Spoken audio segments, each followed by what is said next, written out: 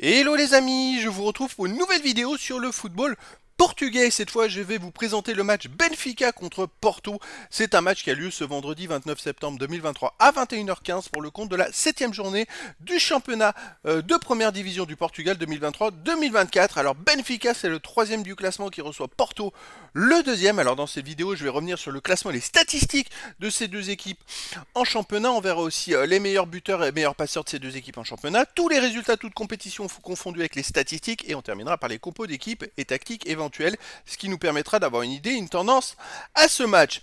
Alors en championnat, donc Porto est donc 2e du classement, ex-aequo avec le Sporting du Portugal. Ils ont 16 points en 6 matchs, 5 victoires, un nul, aucune défaite, 10 buts marqués, 5 buts encaissés, plus 5 de goal average. Benfica juste derrière avec 15 points en 6 matchs. La seule différence, c'est qu'eux, ils ont 5 victoires aussi, mais ils n'ont pas fait le match nul, ils ont fait une défaite, 16 buts marqués, donc par contre plus de buts marqués, 7 buts encaissés, plus 9 de goal average. Donc c'est un match au sommet entre deux des équipes qui sont prétendantes au titre. Le classement des buteurs de première division. Alors, Angel Di Maria, pour Benfica, c'est le meilleur marqueur dans ces deux équipes, hein, tout simplement. Il est 3e meilleur marqueur du championnat avec 4 buts en 5 matchs. Après, on a Musa et Silva. Benfica a marqué beaucoup de buts quand même, hein. Ils ont marqué déjà 16 buts. Hein. Après, pour Porto, les meilleurs buteurs ont 2 buts. Antonio Martinez et Ivan Marcano. Voilà, mais bon, en tout cas, deux équipes très costauds. On va aller voir maintenant les résultats, toutes compétitions confondues. Depuis le début de la saison, Benfica, c'est 5 victoires, 2 défaites, 16 buts marqués, 9 buts encaissés, plus 7 de goal average. Chez eux, Benfica reste quand même sur une défaite en Ligue des Champions, 2-0 contre Salzbourg. Alors, c'est une contre-performance vraiment. Premier tour, ils ont perdu premier match contre Salzbourg 2-0. Sinon, en championnat, ils restaient sur 4-0 contre Vitoria Guimarães. 2-0 contre Estrela Amadora. C'est ça qui est étonnant, c'est que Benfica, chez eux, normalement, ils sont très costauds. Là, il y a cette surprise. Alors, comment ça va, qu'est-ce que ça va donner contre Porto? Porto, de son côté, c'est 7 matchs joués, 6 victoires, 1 nul, aucune défaite, 13 buts marqués, 6 buts encaissés, plus 7 de goal average. À l'extérieur, c'est 3-1, justement, en Ligue des Champions, au Shakhtar Donetsk.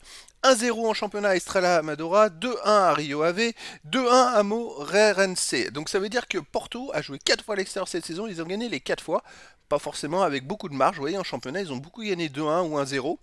C'est-à-dire que sur les 6 journées, ils ont gagné 4 fois 2-1 en championnat. C'est à chaque fois serré, mais ils gagnent quand même. Hein.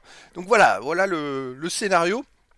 Alors, pour les compos d'équipe probables, ça serait pour Benfica et pour Porto la même tactique du 4-5-1 avec les joueurs pour Benfica, Trubin en gardien, défense bas, Otamendi, Morato, Ornes, milieu de terrain, Neves, Cocu, Neres, Silva, Mario, attaquant, Musa.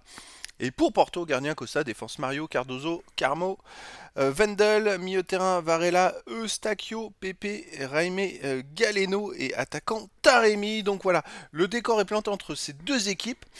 Difficile de savoir qui peut faire la différence et ça peut aussi déterminer la suite de la saison entre ces deux équipes. En tout cas, les amis, je vous donne rendez-vous ce vendredi 29 septembre 2023 à 21h15 pour le match de la 7e journée du championnat du Portugal de première division 2023-2024. Benfica, le 3e, reçoit Porto, le 2e. Voilà les amis, je vous dis à très bientôt pour une nouvelle vidéo.